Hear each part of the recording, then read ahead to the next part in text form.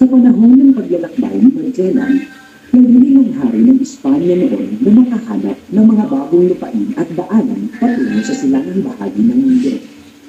Umabot sa higit 2 taong paglalakbay ang ginugol ng grupo ni Magellan bago nila marating ang hamunhon sa Samar noong Marso 17, 1521 na di kalaunan ay itinuring na kolonya ng Espanya. Ngunit ang tanong, ano nga ba ang mga ngalan ng barkong ginamit ni Magellan sa kanyang paglalakbay?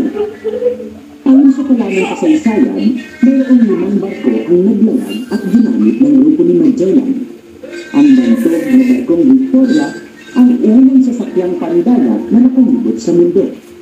Ang barkong ito rin ang sinakyan ni Magellan patungo sa Pilipinas. Kasama ng barkong Victoria ang 4 pang barko na pinangalan ng Trinidad, Antonio, Concepcion at Santiago. Dumanas ng napakaraming hirap ang paglalakbay kung saan ang ilan sa mga tripulanting kasama ni Magellan ay nagkasakit at namatay. Ang barkong Santiago ay naligaw sa karagatan at hindi na muling nakita pa. Habang ang barkong San Antonio naman ay muling bumalik sa Espanya dahil sa hirap na dinanas ng paglalakbay. Tanging 3 barko lamang ang nakarating sa Pilipinas, ang Victoria, Concepcion at Trinidad. Nang makatay si Magellan sa labanan sa Mactan, minabuti ng mga nakaligtas na muling bumalik ng Espanya. Ngunit sa kasawian palad,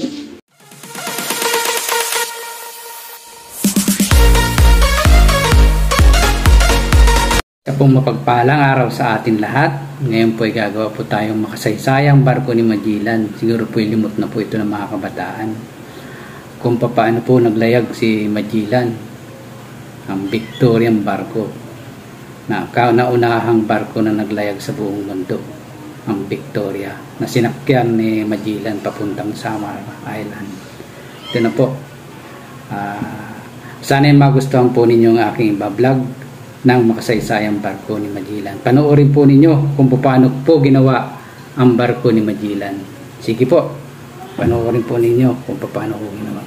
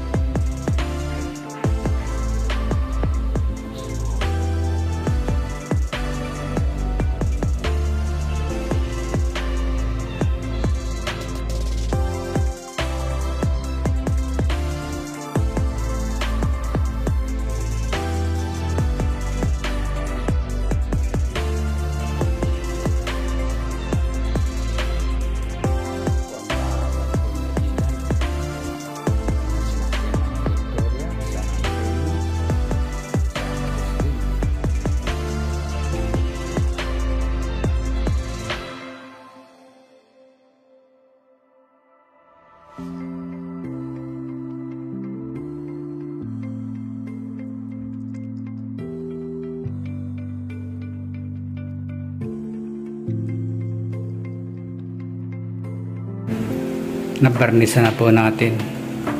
Bahagi ako lang pong binarnisan. Ayan, tapos na po ang barko. Ang barko ni Magellan.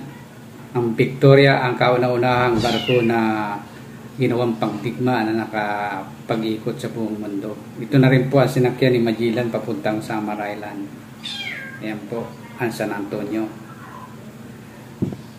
Shout out po sa lahat ng aking viewer, sa mga walang sawang mag-comment. Ganun din po kay Chairman TV, shout out sa iyo. Suportahan po niyo yan. At sa mga nagsusuporta sa aking YouTube channel, maraming salamat po. At kung nagustuhan nyo ang aking vlog, huwag nyo kalilimutang i-like and subscribe. At pindutin na rin po ninyo ang notification bell para updated po kayo sa mga bago kong videos. Sana'y nagustuhan nyo ang aking vlog. Maraming salamat po.